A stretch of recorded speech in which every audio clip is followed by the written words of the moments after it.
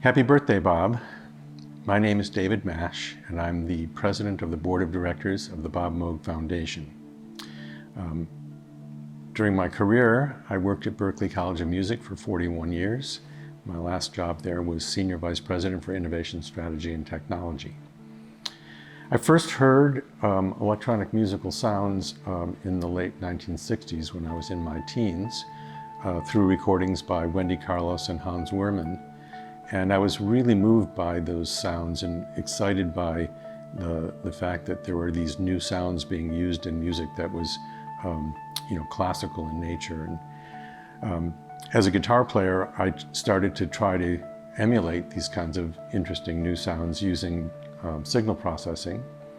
And then when I went to Berklee as a student, I studied electronic music with Michael Rendish and learned on an ARP system.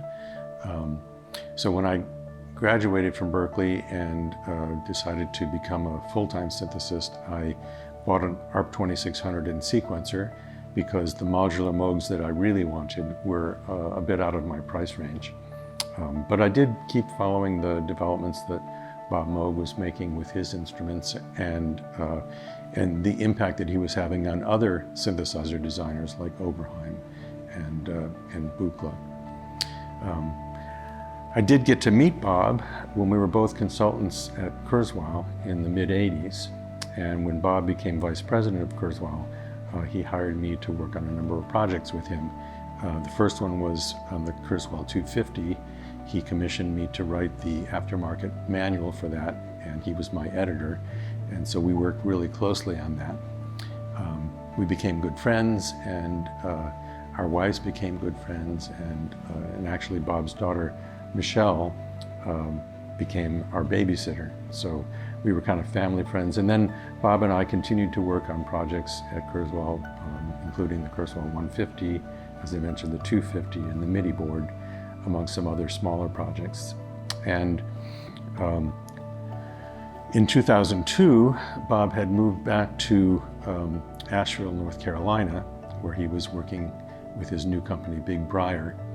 And Berklee decided to give him an honorary degree in recognition of his contributions to the world of music.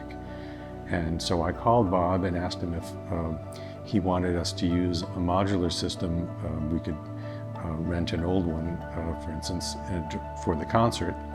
And he said, no. He wanted me to use a new instrument that he was working on. This was a new version of the Minimoog that he was going to call the Voyager.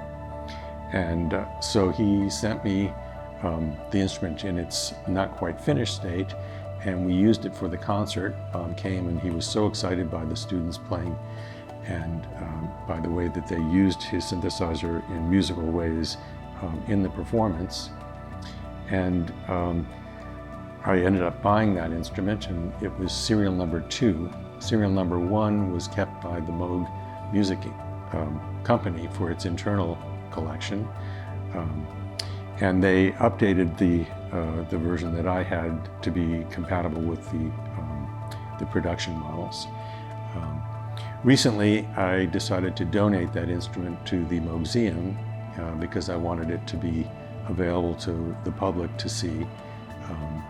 It's a pretty special instrument signed by Bob, and I gave all the accoutrements that came with it, including a certificate of authenticity that proved that this was the first one sold in August 22nd of 2002. So I hope that many of you who watch this video will get to visit the Moogseum in Asheville, North Carolina, and get to see the instrument and maybe even play on it. And I also hope that some of you who are watching this might become supporters of the Bob Moog Foundation and help us carry out the legacy of his work in pioneering new sounds, electronic music,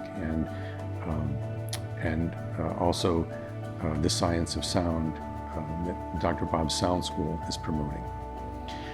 So with that, I'll just say thank you and happy birthday, Bob.